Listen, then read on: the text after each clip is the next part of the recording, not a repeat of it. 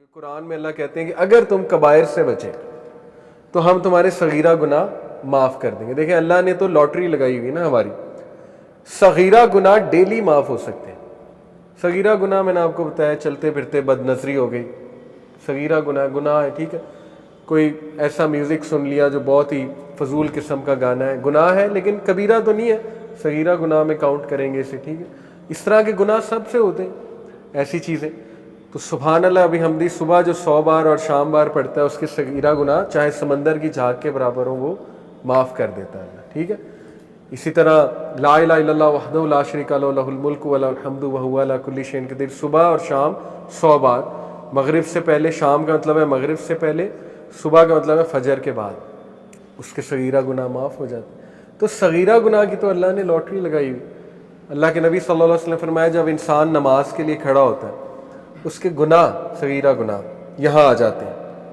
جب وہ رکوع میں جاتا ہے سارے نیچے گر جاتے ہیں, ٹھیک ہے, جھڑ جاتے ہیں. تو نماز گناہوں کو معاف کرنے والی جو ہے وہ ایک ایکٹیویٹی ہے. تو نماز جو ہے گناہوں کا کفارہ ہے. تو اس لیے نماز تو نہیں چھوٹنی چاہیے, no matter what sin you are involved in, نماز نہیں چھوٹنی چاہیے اور نماز کو اچھے سے پڑھنا چاہیے, ٹھیک ہے, کیونکہ وہ ایکٹیویٹی ہے جو انشاءاللہ گناہوں کا کفارہ بنے گی. تو میجر سنز میں کیا ہے؟ نمبر 1 شرک, obvious سی بات, اللہ اس کو معاف نہیں کرے گا. اور شرک مختلف قسم کے, اس لیے اس میں ذرا آپ ڈیٹیل میں کچھ پڑھ بھی لیں. ظاہر ہے کہ آج کا شرک شاید وہ نہ ہو کہ بتوں کی عبادت ہو رہی ہے, لیکن یہ کہ شرک کی مختلف اقسام ہیں. کسی پہ توکل اس طرح سے کرنا جیسے اللہ پہ توکل کرنا چاہیے, وہ بھی شرک کی ایک قسم ہی ہے. although میجر شرک شاید نہ ہو لیکن یہ کہ شرک کی ایک قسم ہے. ریا والے اعمال کرنا وہ بھی ایک مائنر شرک کی شکل ہے, ٹھیک ہے, لوگوں کو دکھانے کے لیے. آج کے دور میں بہت عام ہے, ٹھیک ہے, جیسے لوگ چیریٹی کرتے ہیں تو چلیں ایک ہے کہ انکریج کرنے کے لیے پکچرز ڈال دیں, وہ ایک اور بات ہے. ایک ہے کہ بس دکھانے کے لیے, دکھلاوا کرنے کے لیے, وہ پھر مائنر شرک میں آ جاتا ہے. اور مائنر شرک بہت خطرناک ہے. اللہ کے نبی صلی اللہ علیہ وسلم نے کہا مجھے سب سے زیادہ ڈر تم لوگوں سے اس کا ہے, مائنر شرک, کیونکہ یہ اس طرح صراحت کرتا ہے انسان کے اندر جیسے کالی چیونٹی کالی اندھیری رات میں کالے پتھر کے نیچے چلتی ہے, اس طرح سے یہ مائنر شرک تم لوگوں میں آ جاتا ہے اور تمہیں پتہ بھی نہیں لگتا ہے, ٹھیک ہے. تو اس لیے ٹیک کیئر آف دس, اور اسی لیے وہ دعائیں ہیں اللہ سے. ہم یہ دعا کرتے ہیں نا, اللہم انی اعوذ بک ان اشرک بک وانا اعلم واستغفرک لما لا اعلم. یہ مائنر شرک سے ریفیوج کی دعا, اور یہ حصن المسلم ایپ میں ہے یہ دعا, ٹھیک ہے. تو اسی طرح دیکھیں کسی انسان کو اس درجے پہ رکھ دینا کہ اس کو خدائی درجہ دے دینا. عبادت کیا ہے؟ عبادت میں 3 انگریڈینٹس ہیں. ایکسٹریم ریورنس یعنی جھک جانا, اگلے کے لیے سبمٹ کر دینا سب کچھ, اس کو ریورنس کہتے ہیں. اسی طرح عبادت میں ایکسٹریم اٹیچمنٹ, اٹیچ ہو جانا اس ہستی سے بہت زیادہ. اور اسی طرح عبادت میں ہے کہ ایکسٹریم سبمیشن, ریورنس, سبمیشن اور اٹیچمنٹ. اب یہ چیزیں کسی انسان کے ساتھ ہو جائیں تو وہ اس کی عبادت بن جاتی ہے. اور اللہ معاف کرے جو بالی ووڈ کا عشق ہے وہ یہ والی عبادت ہے. انہوں نے تو آپ کو پتا معشوق کو پورا معبود بنایا ہوتا ہے, تو وہ اسلام نے اس کو حرام قرار دیا ہے. سورہ البقرہ میں اللہ کہتے ہیں کہ لوگوں میں سے کچھ ایسے ہیں جو دوسروں سے ایسے محبت کرتے ہیں جیسے اللہ سے محبت کرنے کا حق ہے, جبکہ جو ایمان والے ہیں وہ اللہ سے بہت شدید محبت کرتے ہیں. تو اس لیے اگر آپ نے شرک کو چھوڑنا ہے, جو بھی مائنر شرک اللہ نہ کرے کوئی انوالوڈ ہو جاتا ہے انکانشیسلی, تو توحید کو پکا کیا جائے, ٹھیک ہے, اللہ پہ ریلائنس پکی کی جائے, اللہ سے محبت پکی کی جائے, اللہ کے بارے میں پڑھا جائے وغیرہ وغیرہ, اور عبادت کی جائے. دیکھیں اللہ کی محبت کیسے اچیو ہوگی, خود بتا دیا اللہ نے. صحیح بخاری کی حدیث ہے, حدیث قدسی. اللہ کہتے ہیں کہ میرا بندہ میرے قریب آتا ہے فرائض پہ عمل کر کے, قریب آتا ہے, ٹھیک ہے, اس کے بعد وہ مزید قریب آتا ہے میرے نوافل کر کے. کیونکہ فرائض تو چلو بندہ کہہ سکتا ہے کہ یار یہ تو میں نے بس مجبوراً پڑھ لی کہ مجھے پنشمنٹ نہ ملے. نوافل تو وہی پڑھے گا نا جو محبت کرتا ہے, ٹھیک ہے, وہی جائے گا نوافل کی طرف. تو جو نوافل پڑھتا ہے اللہ کہتے ہیں کہ میرے اور قریب آتا ہے اور میں اس سے محبت کرنے لگتا ہوں, یہاں تک کہ میں اس کا بازو, اس کے کان, اس کی آنکھیں اور اس کی ٹانگیں بن جاتا ہوں. اب اس سے مراد نہیں نعوذ باللہ کہ اللہ اس انسان میں آ جاتا ہے, اس سے مراد یہ ہے کہ پھر جو اللہ چاہتا ہے وہ اس سے کرواتا ہے. جب اللہ ایک شخص سے محبت کرنے لگ جاتا ہے تو پھر اللہ اس سے نیک اعمال ہی کراتا ہے, پھر اللہ اسے دکھاتا ہی اچھی چیزیں, پھر اللہ اس سے بلواتا ہی اچھی چیزیں, ٹھیک ہے. یہ اللہ کی محبت کا آؤٹ کم ہے اور یہ بہت بڑا آؤٹ کم ہے. تو توحید کو پکا کریں, ٹھیک ہے. دوسرا میجر سن وچ کرافٹ ہے, بلیک میجک. یہ ویسے آپ کو انفارمیشن کے لیے دے رہا ہوں. اور میجیشین کی سزا قتل ہے کیونکہ بہت فساد مچاتے ہیں, فیملیز توڑتے ہیں وغیرہ وغیرہ. تو یہ ایک میجر سن. اور اس میں ریلیونٹ آپ لوگوں سے دیکھیں, میجک کی نا ٹائپس ہیں. اللہ کے نبی صلی اللہ علیہ وسلم نے کہا astrology is one of the branch of magic. Horoscope astrology ہے سیدھی سیدھی, ٹھیک ہے. تو وہ وچ کرافٹ اور میجک میں ہی آتا ہے. ستاروں دیکھیں نا, ہاروسکوپ کیا ہے کہ ستارے میری قسمت کو گواہان کر رہے ہیں, تو شرک ہے, بلکہ یہ تو میجر شرک ہے کہ آپ یہ کہو کہ فلانے ستارے کی اس موومنٹ کی وجہ سے آج میرا دن برا گزرا ہے. یہی تو توحید میں خلل ہے. ہر چیز اللہ کی طرف سے ہوتی ہے. اللہ ہے اصل میں. کوئی بھی خیر آپ کو نہیں پہنچ سکتی جب تک اللہ نہ چاہے, کوئی بھی تکلیف نہیں پہنچ سکتی جب تک اللہ نہ چاہے. تو یہ کیا باتیں ہیں. اس لیے یہ چیزوں میں کچھ ہم انوالوڈ ہوتے ہیں. پامسٹری, ہاتھ کا دیکھنا, وہ کیا ہے, علم نجوم, نیمرولوجی کیا ہے, کتنا ہے ہمارے کلچر میں عام. جیسے ہندو جو ہے وہ کنڈلی نکالتے ہیں, مورت نکلواتے ہیں, ہم نے جو ہے وہ چیزیں یہاں پہ یہ نیمرولوجی علم الاعداد میں ایڈ کر لی. یا استخارہ کو بھی ہم نے ایک نیا ورژن استخارہ کا آ گیا, کنڈلی ٹائپ, کسی سے کرواتے ہیں, وہ پتہ نہیں کیا حساب ذائچہ بناتے ہیں, ماں کا نام پوچھتے ہیں, کیا کیا کرتے ہیں. وہ علم الاعداد ہوتا ہے نا کہ ماں کا نام پوچھا, ڈیٹ آف برتھ پوچھی, پھر وہ ایڈ کرتے جاتے ہیں حروف کو, پھر ایک سنگل ڈیجٹ نکالتے ہیں. اس سنگل ڈیجٹ کا انہوں نے کوئی نہ چارٹ بنایا ہوتا ہے کہ اچھا ایسا ہے تو ایسا ہوگا. تو یہ ساری چیزیں, یہی تو توحید میں خلل ہے, یہی تو توکل کو ہٹ کرنے والی چیزیں, اور یہ ہمارے معاشرے میں کتنی عام ہے, ٹھیک ہے. تو اس لیے یہ وچ کرافٹ میں آتا ہے, be careful. Number 3 obviously killing, یہ میجر سن میں ہے. کسی کی جان لے لینا, تو مرڈرر کی سزا آپ کو پتہ ہے, پھر مرڈر ہے, قتل کا بدلہ قتل ہے, اسی لیے کیونکہ یہ ایک بہت بڑا میجر سن ہے. کنزیومنگ ربا, سود کھانا, سود لینے والا, ریکارڈ کرنے والا, سود دینے والا, یہ تینوں کے لیے بہت سخت وعید ہے اور اللہ رسول سے جنگ ہے. تو ظاہر ہے اس میں بھی بڑی تھن لائن ہے آج کے دور میں, ٹھیک ہے. بینک میں سیونگ اکاؤنٹ ہوتا ہے, وہ ذرا کیئرفلی ہمیں دیکھنا چاہیے کہ کون سا بینک ہے جو کلیم کر رہا ہے کہ چلو کچھ اسلامک بینکنگ وہاں ہے, وہ ہمیں ذرا ریسرچ کرنی چاہیے. تو بہت تھن لائن ہے. انشورنس میں بہت تھن لائن ہے, لیز میں بہت تھن لائن ہے. آج کل یہ سارے معاملات چل رہے ہیں نا, اسپیشلی جن کی اے سی سی اے کی فیلڈ ہے, انہیں بڑا کیئرفلی اس چیز کو دیکھنا چاہیے کہ ہم کس کمپنی کو چوز کریں, کہاں پہ جاب کریں, ایسی جاب سے بچ جائیں جہاں سودی میں بھی کچھ ڈیلنگز ہیں, کیونکہ یہ میجر سن ہے, ٹھیک ہے, چھوٹا سن تو نہیں ہے. اس کے بعد 5واں ہے جی یتیم کا مال کھانا, اور اللہ معاف کرے یہ بھی بہت کامن ہے آج کل. ایک بچہ ہے, اس کا والد فوت ہو گیا, چچا لے گیا اس کی ساری جائیداد. کتنے کامن ہے اسٹوریز, ٹھیک ہے نا. اسی طرح انہیریٹنس ہی نہیں دی, بہنوں کی انہیریٹنس ہی نہیں دی, یہ بھی بہت کبیرہ گناہ میں آتا ہے. اللہ کے نبی نے اس کی بہت سخت وعید کی ہے, ٹھیک ہے. لیکن یتیم کا مال کھانا یہ تو ایکسٹریم ہے, دو گناہ ہے نا اس میں. ایک تو یہ کہ مال کھانا, دوسرا ہے کہ یتیم بچے کا. تو یہ میجر سنز میں سے. 6, fleeing from the battlefield, battlefield سے بھاگ جانا. اب یہ بھی ظاہر ہے ریلیونٹ تبھی ہے جب جہاد کا موقع ہو, تو اس کو میجر سن قرار دیا گیا کہ اس ٹائم پہ مسلمانوں کی فوج کو چھوڑ کے بھاگ جانا. یہ 7واں میجر سن جو ہے وہ انوسینٹ اور نیک عورتوں پہ الزام لگانا, یہ بہت بڑا میجر سن ہے. Slandering chaste innocent believing women, اور اس کی سزا 80 کوڑے ہے, ٹھیک ہے, جو سورہ نور میں آئی ہے کہ کسی عورت پہ آپ نے الزام لگایا اور اس کو ثابت نہ کر سکے تو 80 کوڑے آپ کو پڑیں گے. تو یہ مین 7 جو ہیں میجر سنز اسلام میں واضح طور پہ بتائے گئے ہیں. باقی مائنر سنز ہیں لیکن وہ میجر بن سکتے ہیں اگر ان کو چھوڑا نہ جائے, ان کو عادت بنا لیا جائے, تو وہ انسان کو عین ممکن ہے کہ میجر سنز کی طرف بھی لے آتے ہیں.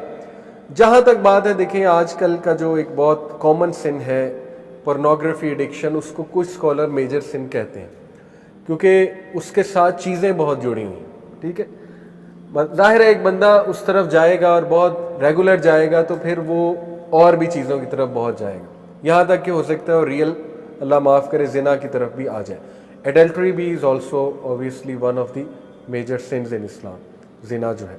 تو خیر ہم بات کرتے ہیں انشاءاللہ کہ گناہوں کے جو ہے وہ اثرات کیا ہیں انسان کی زندگی میں، اور کیوں انہیں چھوڑنا چاہیے، اور کیوں ہمیں موٹیویٹڈ رہنا چاہیے انشاءاللہ کہ گناہوں سے بندہ دور رہے۔ سب سے پہلی بات تو یہ سمجھ لیں، دیکھیں کہ گناہ کی نیچر ہی ایسی ہے کہ وہ آپ کو نقصان دے گی۔ یہ اس لیے نہیں ہے کہ اللہ آپ کو پنش کر رہا ہے، اللہ تو انسان کو پنش کرنا چاہتا ہی نہیں۔ قرآن میں ہے، سورہ نساء میں اللہ کہتے ہیں اللہ تمہیں پنش کر کے کیا کرے گا اگر تم اللہ کے ماننے والے اور اللہ سے استغفار کرتے ہو، اللہ کا شکر کرتے ہو۔ اصل میں تو انسان خود پنش کرتا ہے اپنے آپ کو۔ تو جس طرح ایک ریڈیو ایکٹیو مٹیریل نقصان دہ ہے، اس کے قریب آپ جائیں گے آپ کو کینسر ہو جائے گا گاما ریز کی وجہ سے، اسی طرح گناہ ہے، آپ اس کے قریب جائیں گے ہو ہی نہیں سکتا آپ کو نقصان نہ ہو، نقصان آئے گا ہی آئے گا، تو وہ ہم خود اپنا نقصان کر رہے ہیں، ٹھیک ہے۔ تو اس کے اثرات کیا ہیں، سم of the consequences of sun, ابن القیم کی کتاب سے اخذ شدہ ہیں یہ کانسیکوینسز، 9-10 کانسیکوینسز انہوں نے بتائے۔ یہ اس لیے ہے کیونکہ نفسیاتی طور پہ ہمیں جب ایک چیز کے اثرات پتہ لگ جائے، کانسیکوینسز، تو موٹیویشن آ جاتی ہے اس سے بچنے کی، اس لیے بتا رہا ہوں، ٹھیک ہے۔ پہلی چیز ہے جی کہ نالج سے ڈپرائیو ہو جانا، جتنا بھی آپ کو علم تھا جو بھی تھا اس سے ڈپرائیو ہو جاتا ہے انسان، کیونکہ نالج لائٹ ہے، نور ہے، گناہ جو ہے وہ نور کو لے لیتا ہے۔ اور یہ اکثر اسلاف جب ان کے پاس کوئی شکایت کرتا تھا آ کے کہ میری میموری ویک ہو گئی ہے، یا مجھے کچھ چیز یاد تھی، قرآن کا کچھ پورشن یاد تھا وہ بھول گیا ہے، تو وہ اکثر انہیں یہی ایڈوائس کرتے تھے کہ آپ استغفار کریں، کیونکہ گناہوں کی وجہ سے یہ چیزیں بھول جاتی ہیں، ٹھیک ہے۔ تو یہ ایک بہت بڑا اثر ہے، اللہ معاف کرے کسی نے قرآن حفظ کیا ہوا ہے اور وہ بالکل نکل گیا ہے دل سے، تو یہ ایک فکر کرنے والی بات ہے، اور اس کو کوشش کرنی چاہیے اس کو واپس لائے اور اپنے گناہوں کو بھی ظاہر ہے ان سے توبہ کرے۔ دوسری چیز، رزق کا چھن جانا۔ اللہ کے نبی صلی اللہ علیہ وسلم نے فرمایا، ابن ماجہ کی حدیث ہے، صحیح حدیث ہے، ایک شخص کو رزق ملنا ہوتا ہے حلال سے، لیکن وہ جلد بازی کر کے گناہ کر کے وہی رزق حرام سے لے لیتا ہے، تو پھر اس کو ایکسٹرا کچھ نہیں ملتا، جو اس نے لے لیا وہ مل جاتا ہے، نہ اللہ کی ہیلپ اس کے ساتھ ہوتی ہے۔ اور یہ جو حدیث ہے جو میں ابھی سنانے لگا ہوں، یہ کیا ہے؟ A man is deprived of provision because of the sins that he commits۔ انسان کو رزق سے ڈپرائیو کر دیا جاتا ہے اس کے گناہوں کی وجہ سے۔ اب یہاں پہ ہو سکتا ہے آپ کے ذہن میں سوال ہے کہ نہیں یار فلانا اتنے گناہ کرتا ہے، وہ تو موجیں کر رہا ہے، ٹھیک ہے، اس نے تو پلاٹ بنا لیے، یہ کر لیا وہ کر لیا۔ تو دیکھیں رزق 4 طرح کا ہوتا ہے، financial wealth, emotional wealth, social wealth, time wealth. ہو سکتا ہے اس کے پاس فائنینشیل ویلتھ ہو لیکن نہ ایموشنل ویلتھ ہو۔ ایموشنل ویلتھ کیا ہے؟ ذہنی سکون، وہ بھی رزق ہے، غنا، ٹھیک ہے، دل میں ایک سیٹسفیکشن۔ اسی طرح ایموشنل ویلتھ میں ہے جذبات پہ کنٹرول، اینگر مینجمنٹ اچھی، اخلاق اچھا، یہ ایموشنل ویلتھ ہے۔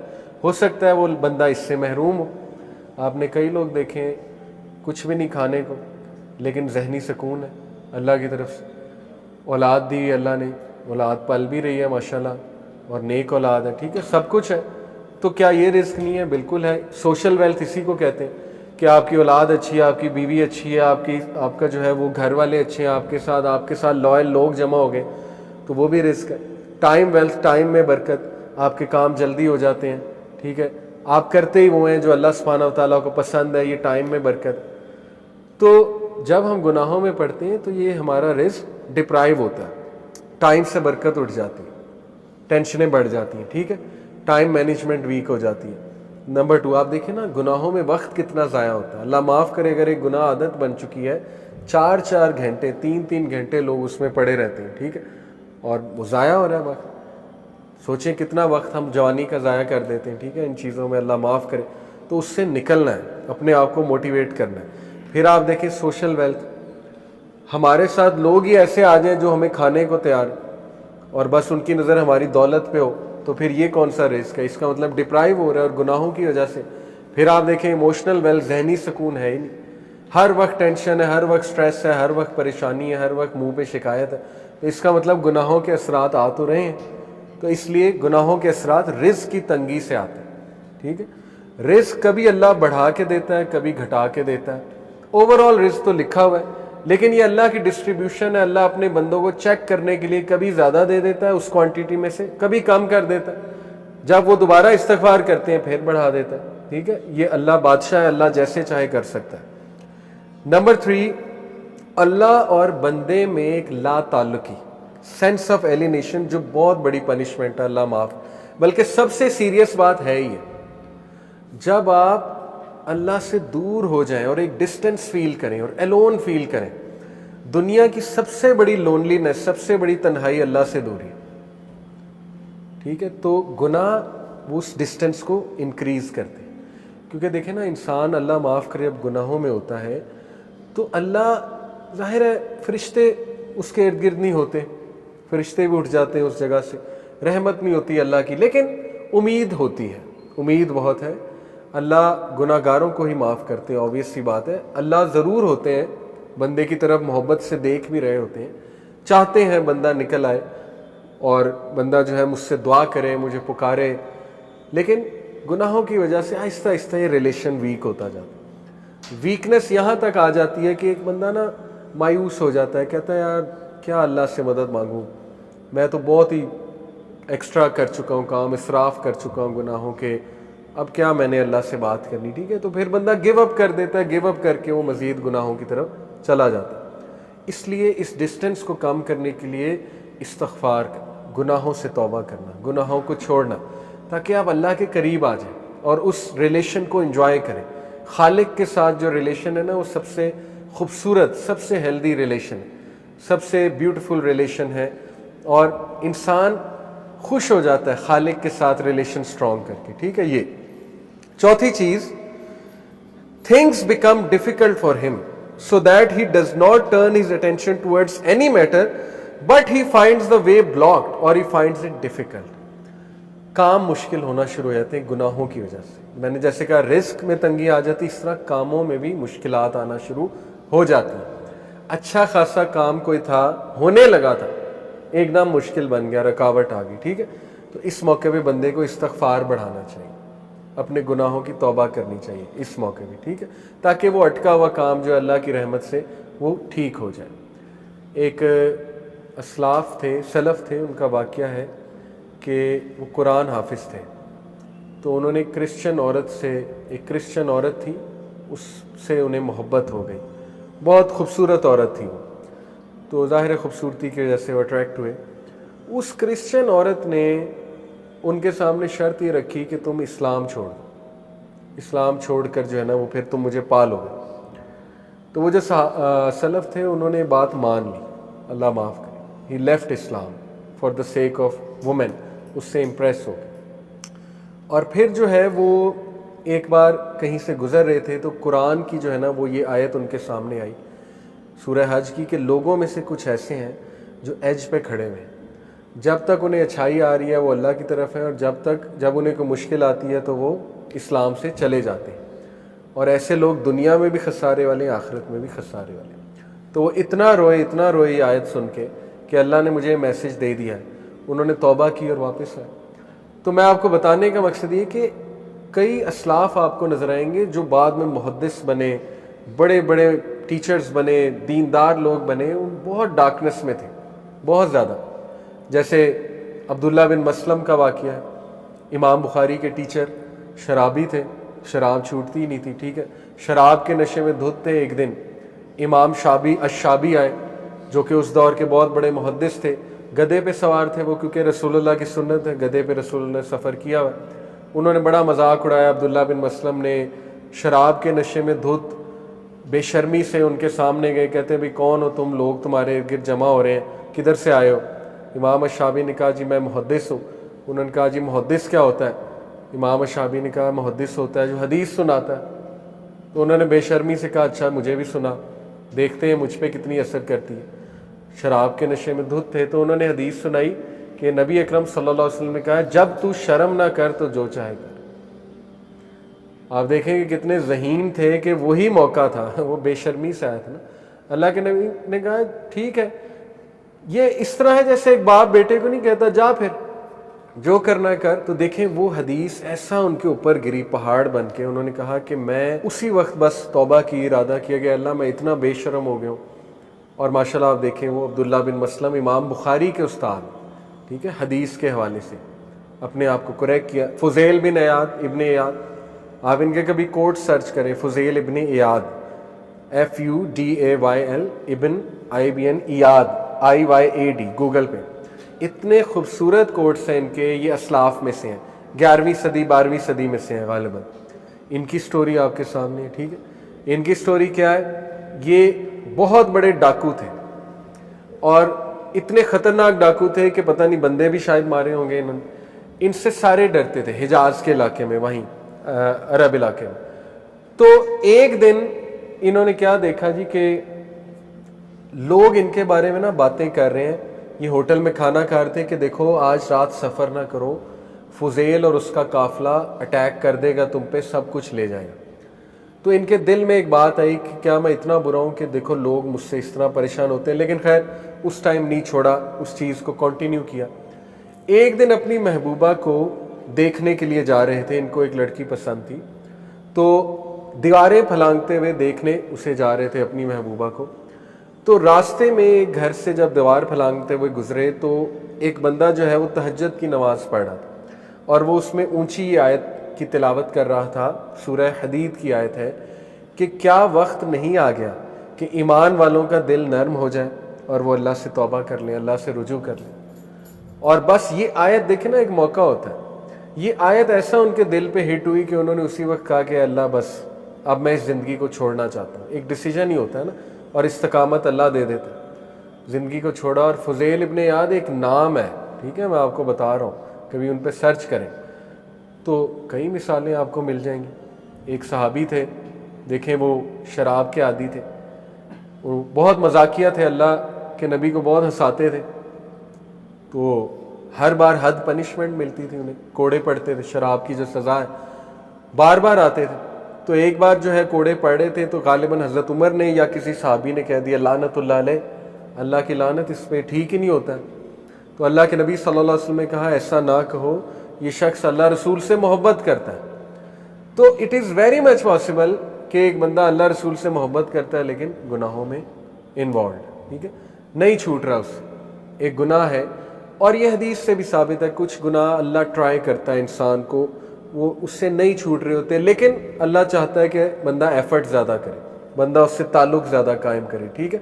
अगर वो नहीं छूट रहा है इसका मतलब उसकी एफर्ट या अल्लाह से दुआ कम है या अल्लाह से ताल्लुक़ उसका कम है, ठीक है। तो उसको वो ताल्लुक़ बढ़ाने की ज़रूरत है, इसीलिए अल्लाह उसे बार बार वापस लाता है। तो ये मैंने आपको बताया कि चीज़ें उसके लिए डिफ़िकल्ट बन जाती हैं, जो गुनाहों की वजह से चीज़ें डिफ़िकल्ट हो जाती हैं।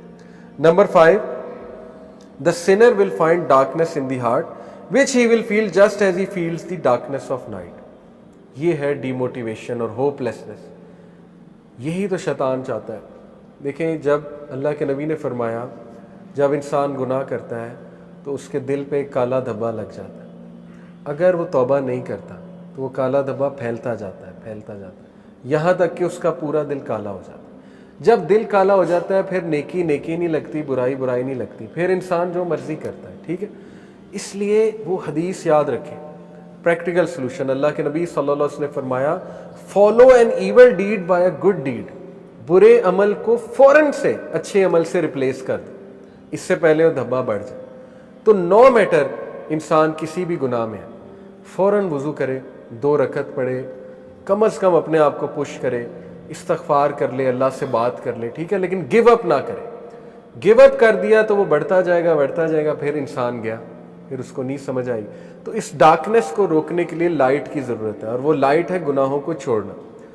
नहीं तो ये लाइट बढ़ती, ये डार्कनेस बढ़ती जाएगी, और यही तो एक बुरा असर है गुनाहों का कि इंसान ना फिर डार्क फील करता है अपने दिल में, उसको बुरे भी ख्यालात आते हैं, उसको डीमोटिवेशन होती है वगैरह वगैरह।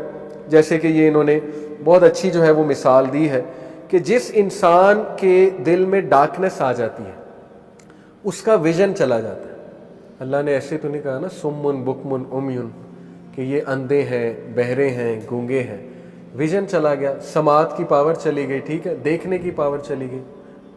क्यों? क्योंकि सिंस का जो क्लाउड है, जो डार्क क्लाउड है, गमाम जिसे कहते हैं, सिंस का डार्क क्लाउड, वो ऐसा उस पर छा गया, हावी हो गया कि उसने अच्छाई को देखना ही छोड़ दिया। तो एक ये उसका विजन ब्लॉक हो जाता है। दूसरा ये कि उसकी कन्फ्यूजन इंक्रीज हो जाती है, अल्लाह माफ़ करे। आपने नोट किया होगा कि जब ईमानी हालत कम होती है ना गुनाहों की वजह से, تو وسوسے بڑھ جاتے ہیں. ایسا ہے کہ نہیں؟ ایسا ہی ہوتا ہے نا. اللہ کے بارے میں سوالات بڑھ جاتے ہیں, تقدیر کے بارے میں کویسچنز آنے لگ جاتے ہیں, ٹھیک ہے نا. اور یہ کہ عجیب و غریب خیالات انسان کو آنے لگ جاتے ہیں, نیگیٹیوٹی, وہ ڈارکنیس کی وجہ سے. اسی لیے یہ تو میں نے خود نوٹ کیا ہے کہ جب علم کو بڑھایا, اللہ کی طرف رجوع کیا, تو وہ آنسر خود ہی سالو ہو گئے, کسی سے پوچھنے بھی نہیں پڑے. کیونکہ ان دا فرسٹ پلیس وہ کویسچنز اوریجنل تھے ہی نہیں, وہ صرف ڈارکنیس کی وجہ سے ایک وسوسہ تھا, اور وہ وسوسہ حل ہو گیا الحمدللہ.